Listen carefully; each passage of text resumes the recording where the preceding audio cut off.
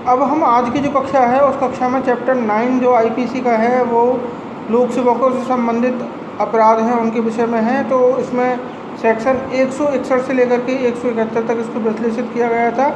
लेकिन बाद में जो करप्शन का जो एक्ट आया था उस एक्ट के द्वारा 1980 एक्ट भारतीय भ्रष्टाचार अधिनियम, उस अधिनियम के द्वारा सेक्शन की 161 से लेकर के और जो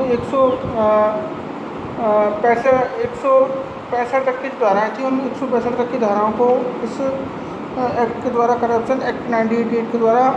हटा दिया गया था।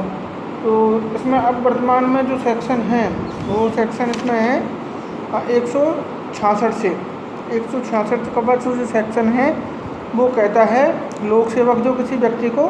क्षति करने के आशय से विधि की अवज्ञा करता है,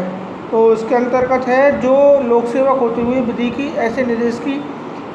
जो उस ढंग के बारे में हो जिस ढंग से लोक सेवक को जो कंडक्ट है वो कंडक्ट करना है, अवज्ञा करेगा। और अवज्ञा करने का जो आशय है यह रहेगा या यह जानकारी रखेगा कि ऐसे अवज्ञा से किसी व्यक्ति को किसी प्रकार की कोई क्षति है, कोई इंजरी है वो कारित हो,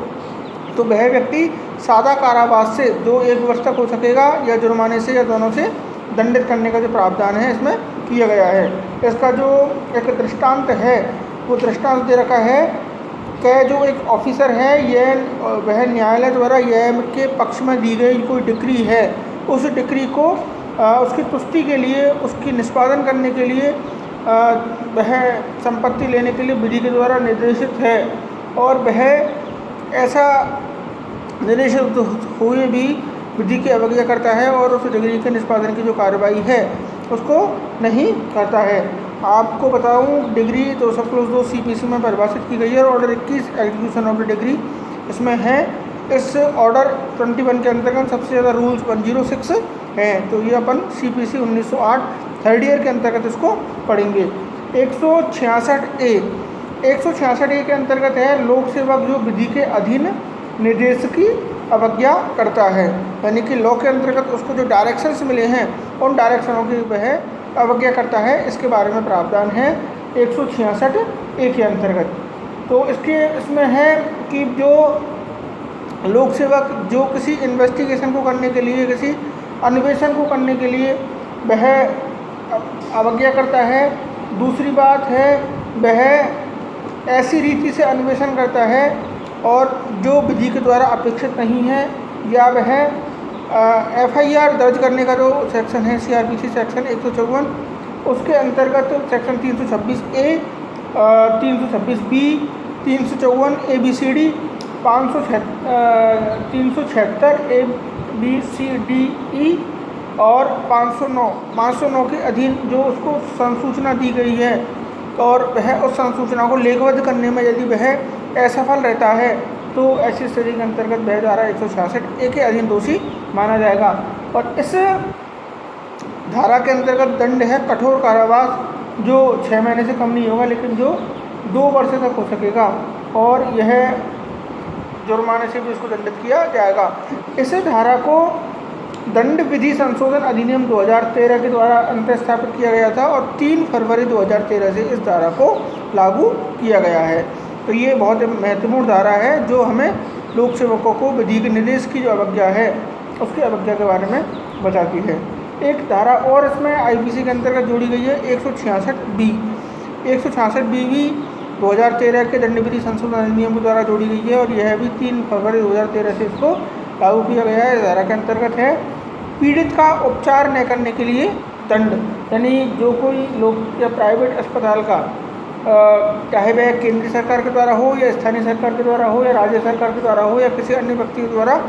चलाया जा रहा है, किसी प्रकार का कोई इलाज करने बाहर साधक होते हुए भी CRPC सेक्शन 357 के जो उपबंध हैं 357 के अंतर्गत है आरोग्य विक्टिम कंपनसेट स्कीम आहत प्रतिकर योजना। तो ऐसे उपबंधों का अगर वह उल्लंघन करेगा तो वह कारावास से जो 1 वर्ष तक हो सकेगा या जुर्माने से या दोनों से उसको दंडित करने का जो प्रावधान है वो किया गया है। यहाँ तक 166B के अंतर्गत जो ऑफेंस है उसका जो पनिशमेंट है वह 1 वर्ष तक का कारावास, जुर्माना है, दोनों हैं। और यह असंज्ञेय अपराध है, जमानती अपराध है और प्रथम वर्ग का जो मजिस्ट्रेट है उसके द्वारा इस अपराध का ट्रायल किया जा सकता है। 167 में है लोक सेवक जो क्षतिकारक करने के आशय से अशुद्ध दस्तावेज की रचना करता है। तो जो कोई लोक सेवक होते हुए ऐसे लोक सेवक के नाते किसी दस्तावेज को या इलेक्ट्रॉनिक अभिलेख को रचना करता है या उसका अनुवाद करता है और उस रचना करने का या अनुवाद करने का जो आशय है वह किसी व्यक्ति को क्षतिकारक करने का हो, तो दोनों में से किसी वाचिक कारावास से जो 3 वर्ष तक हो सकेगा या जुर्माने से या दोनों से दंडित करने का जो प्रावधान है वो इसमें किया गया है। सेक्शन 168 में है लोक सेवक जो विधिवत रूप से व्यापार में लगता है, यानी कि वह व्यापार में उसको लगना वह लीगली रूप से वैलिड नहीं है लेकिन वह इलीगली रूप से उस व्यापार में लगता है। उसके लिए सेक्शन 168 है। जो कोई लोक सेवक होते हुए या ऐसे लोक सेवक होने के नाते वैध रूप से आबद्ध होते हुए कि व्यापार में न लगे लेकिन वह व्यापार में लगता है तो वह साधारण कारावास से 1 वर्ष तक हो सकेगा या जुर्माने से या दोनों से उसको दंडित किया जाएगा। तो ये सेक्शन हो गया हमारा 168। 169 के अंतर्गत है लोक सेवक जो विधि विरुद्ध रूप से संपत्ति का क्रय करता है या उसके लिए बोली लगाता है। तो जो कोई लोक सेवक होते हुए उस लोक सेवक होने के नाते इस बात के लिए वैध रूप से आबद्ध होते हुए कि वह किसी संपत्ति को क्रय नहीं करे, ना ही उसके लिए किसी प्रकार की बोली लगाए, अपने निज नाम से या किसी दूसरे के नाम से भी ऐसी बोली नहीं लगाए और वह उस संपत्ति को क्रय करेगा या उसके लिए बोली लगाएगा तो साधारण कारावास से वह जो 2 वर्ष तक हो सकेगा दंडित किया जाएगा। लोक सेवक का जो प्रतिरूपण है वो धारा 170 के अंतर्गत दिया गया है। इम्पोर्टेंट सेक्शन है। जो कोई किसी पद को धारित वास्तविक रूप से नहीं करता है लेकिन वह अपदेशन करेगा, मतलब दिखावा करेगा कि वह ऐसा पद धारण करता है और उस पद का प्रतिरूपण करेगा और बनावटी रूप से वह कोई कार्य करेगा या कार्य करने का प्रयत्न करेगा तो वह किसी बाधिक कारावास से जो 2 वर्ष तक हो सकेगा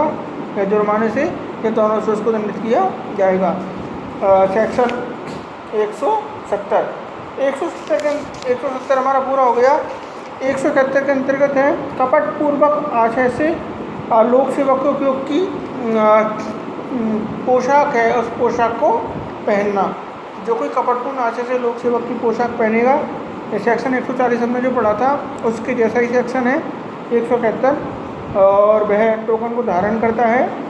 जो कोई किसी खास वर्ग का किसी प्रवर्ग का विशिष्ट वर्ग का न होते हुए भी